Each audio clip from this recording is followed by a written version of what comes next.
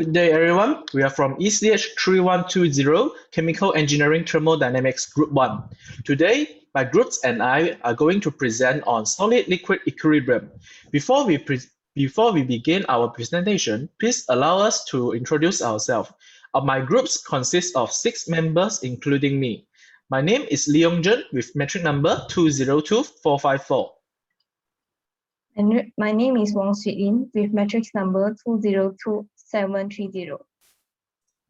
My name is Heng Guan Wei. My metric number is 202453.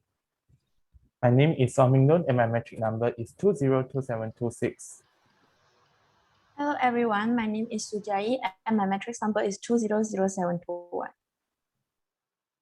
Hi everyone, my name is Shu Jia, metric number 200518. Alright, let's get started with the lesson. First of all, do you know what is solid-liquid equilibrium? Solid-liquid equilibrium is a phenomenon in which the solid phase and liquid phase of a pure substance eventually remain in constant mass and constant temperature at a specified pressure. Still have no idea on how solid-liquid equilibrium actually happens? Don't worry, let's look at the picture in the slide. There is a glass of ice with water. What happens if you keep the ice and the water in a perfectly insulated manner, such as in a thermal flask at a temperature of 0 degrees C and atmospheric pressure?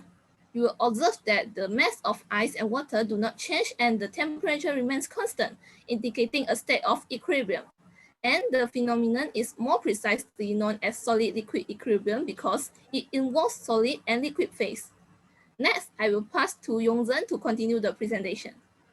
Now, if you still have not a very clear idea on what is solid-liquid equilibrium, no worries. You can scan the QR code in the slides and view a YouTube video that we have found, and it is animated accordingly to the solid-liquid equilibrium. So you can watch the video and drop your thoughts on solid-liquid equilibrium and interact with us in the comment section.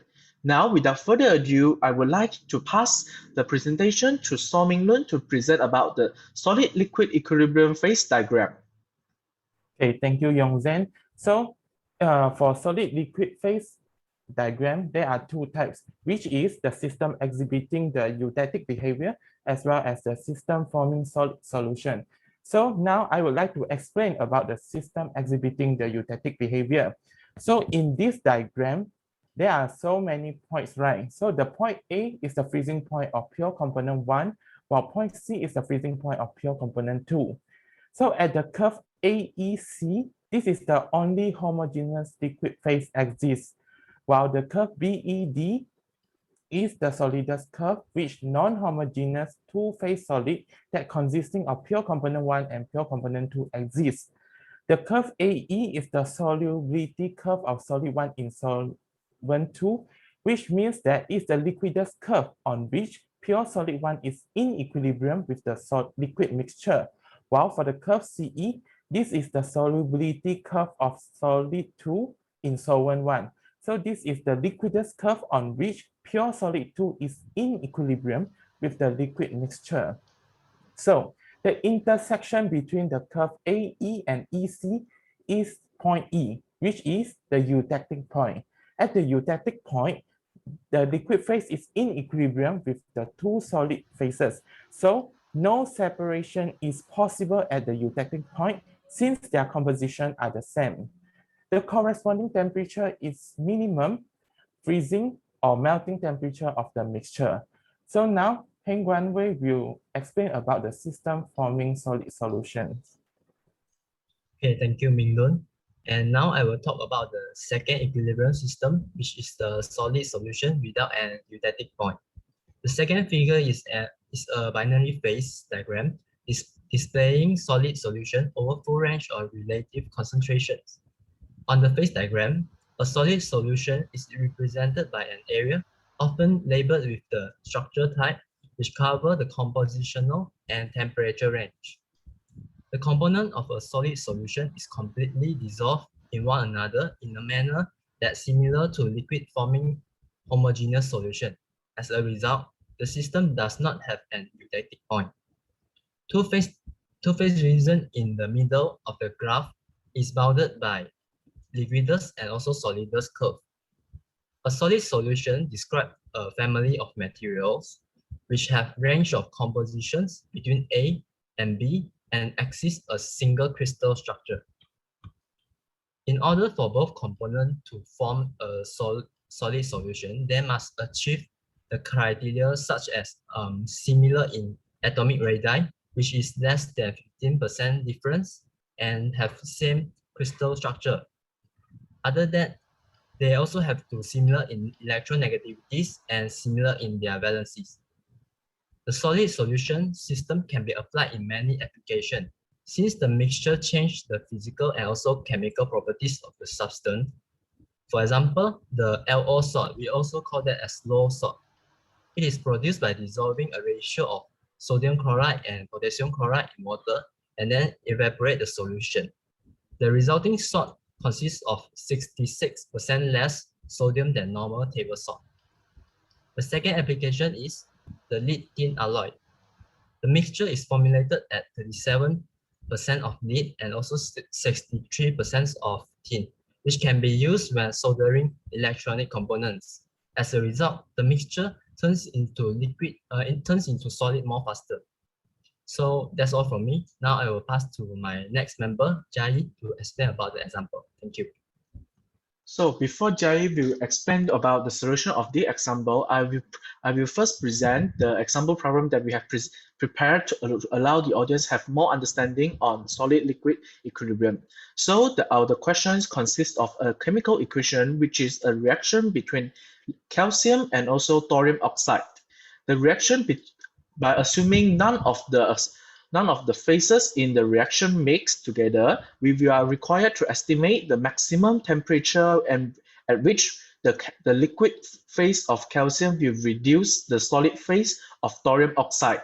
By given the given information is about the standard Gibbs energy of the solution at 1000 degrees Celsius and also 1200 degrees Celsius. So right now, without further ado, I would like to invite Jia Yee to share us about how to solve this problem. All right, thank you, Yong Zhen. Now let's move on to the solution part. Firstly, the K, which is the equilibrium constant, is essentially equal to 1. This is because all the reactants and product are in liquid and solid phases as stated in the questions. After that, the relationship between K and delta G is represented by this formula in red color, which is K equal to exponent negative delta G per RT. Since we already know K is equals to 1, so delta G should be 0 in this case. To find the maximum temperature, we need to use the next formula, which is delta G equal to delta H minus temperature times with the delta S.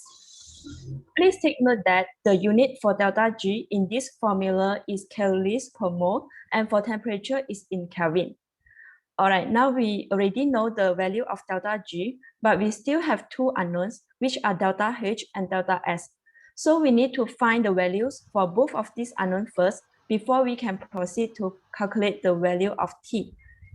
So to find the unknowns, we need to use the information given by the questions just now, which are delta G equals to negative 3,400 calories per mole at 1000 Celsius and negative 2000 calories per mole at 1200 Celsius respectively. So we substitute the information given into the formula and we will get two equations. So in this case, we assume that the delta H and delta S are independent of temperature. So in other words, delta H and delta S will not change if the temperature is varies. So we can solve these two equations simultaneously and get delta S is equal to negative 7 calories per mole Kelvin.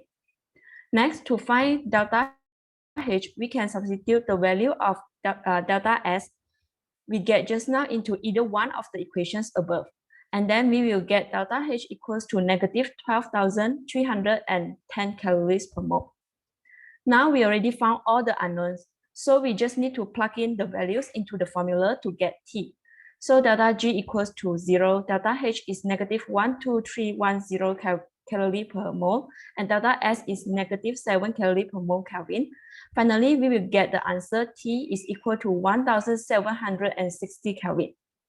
So we can conclude that the maximum temperature for calcium to reduce thorium dioxide is 1760 Kelvin. If temperature is lower than 1760 Kelvin, the reaction will go to right, which is product favor. If temperature is higher than 1760 Kelvin, the reaction will go to left, which is reactant favor. All right, next I will pass it to Sweet Yin to present about the application of solid-liquid equilibrium. Thank you, Jia Yee. So after understanding what solid-liquid equilibrium is, now I'm going to explain about the application of solid-liquid equilibrium in food industry. The example that we choose today is the chocolate industry.